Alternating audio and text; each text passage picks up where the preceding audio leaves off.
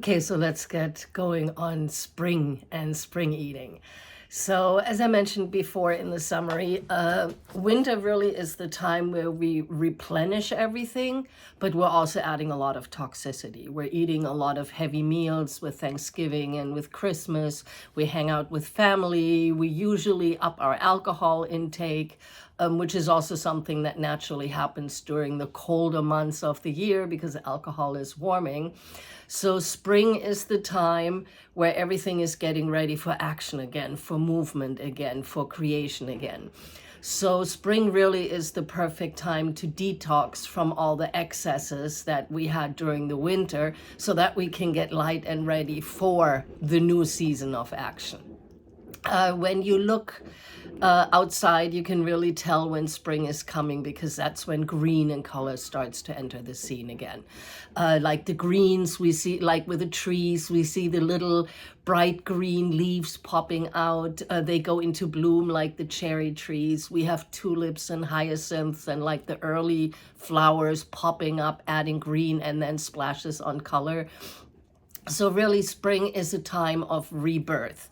And interestingly enough, spring also grows the perfect vegetables for detoxification and for new growth. Green vegetables in generally dominate the market during spring, and in Eastern medicine, green is actually the color that is associated with the liver organ. And we know from Western medicine that the liver plays a huge role in detoxifying the body. It's the organ that breaks down the toxins and helps us metabolize and survive. In Eastern medicine, the liver is seen as the organ that moves the energy and moves the blood.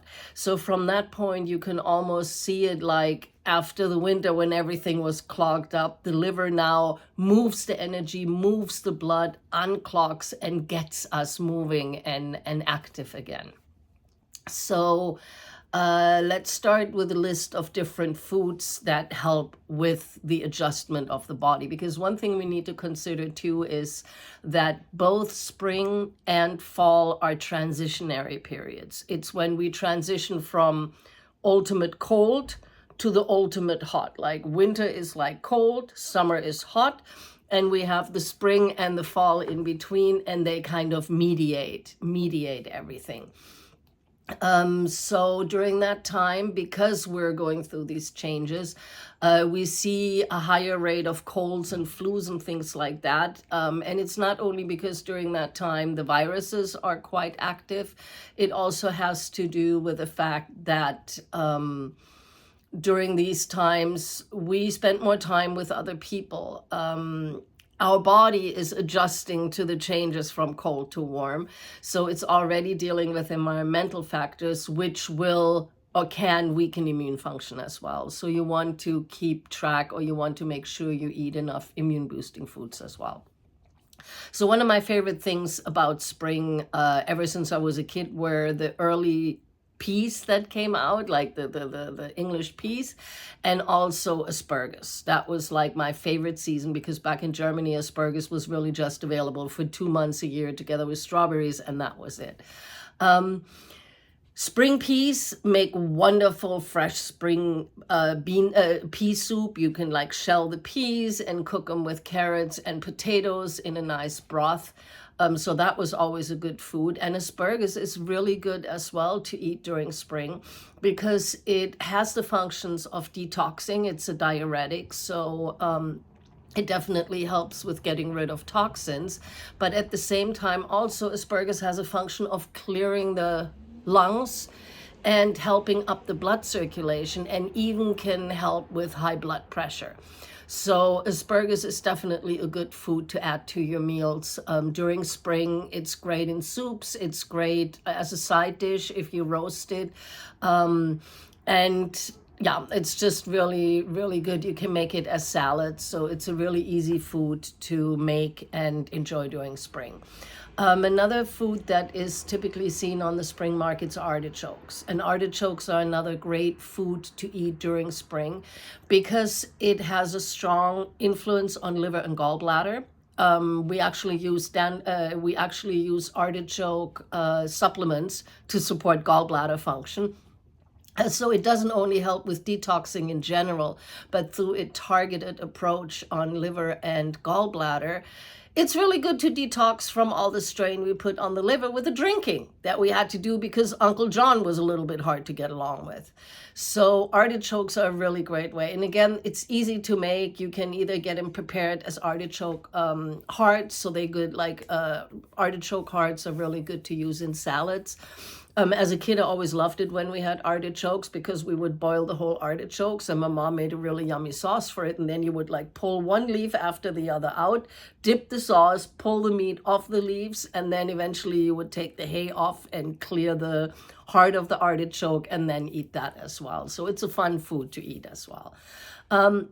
Then you see a lot of the green onions and fresh green spring garlic. Again, those are really good because in Chinese medicine, we actually use green onions with miso to prevent colds. So the green onions and garlic in general are antiviral, antipathogenic, antifungal, and they're really good for cold prevention. So you can take green onions in salads, you can put green onions and garlic in soups. Like my son and I, we pretty much add onions and garlic to everything. And it's a really good daily food that you can eat that will help with cold prevention, with immune function, and will help you fight any pathogens that you may be exposed to. Then we have mint, which comes out in spring as well, and that's really nice. You can make fresh mint tea. You can cut mint up and put it in with fruit salads.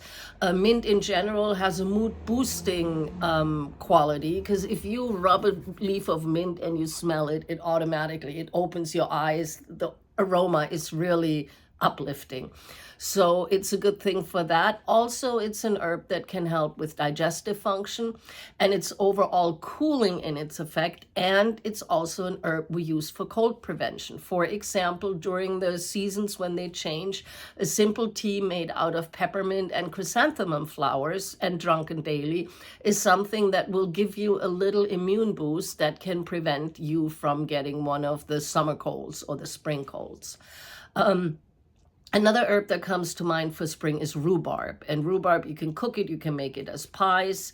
A lot of stuff you can use rhubarb for as well. And rhubarb is another herb that's very good at detoxification. And what rhubarb does, it treats constipation. So a lot of times after spring, and if we had all these heavy meals, we get heavy, we get stagnant, we get congested. And rhubarb will help move digestion, so it supports the body in detoxification by furthering elimination of toxins. Then, of course, we have citrus. Citrus is great for detoxifying and also alkalizing. So a good thing to add citrus is just have a glass of water and take a quarter lemon and squeeze it in, or lime and put it in. Also, grapefruit is really good. Grapefruit is bitter as well, so that is something that helps and detoxes as well. And peels of citrus can be used in teas to help further digestion. So citrus also is an all-around good food to consume and integrate into your cooking during spring. Then, of course, we have the berries, strawberries and all kinds of other berries. And berries in general are really good fruit because they pack a huge nutritional punch. They're high in minerals, they're high in vitamins, and they're low in sugar. Like a lot of fruits, like especially tropical fruits, are pretty sweet. Bananas, mangoes, papaya, they're all really high in sugar content. Natural sugars, but still sugars. And berries are not there. So that's good for people who are trying to keep track of their blood sugar. It's good for diabetics. And also because berries are red and dark, they're good in supporting the blood as well. So that's another thing. And then the last thing that comes to mind would be carrots. They're high in beta carotene, so they're good for vision, and they're nourishing because it's a root vegetable and good for digestive support as well. So in general, when you look at spring, spring is the time when we detox from the excesses of winter. So we are moving what has become stagnant. We're getting ready for the summer, for the action, for the heat. So when you think about eating, think about juicing. But when you juice, make sure to put ginger in it a little bit, because the ginger will protect the stomach from the cooling actions of the juice and a lot of the fruits and vegetables you use in it. Think vegetable soups like spring pea soup. And think about foods that help the immune function go up. So lemon water, citrus water, and eat as many greens as you can, and you have a good chance to get through spring without catching any of the annoying bugs that usually go around during that time.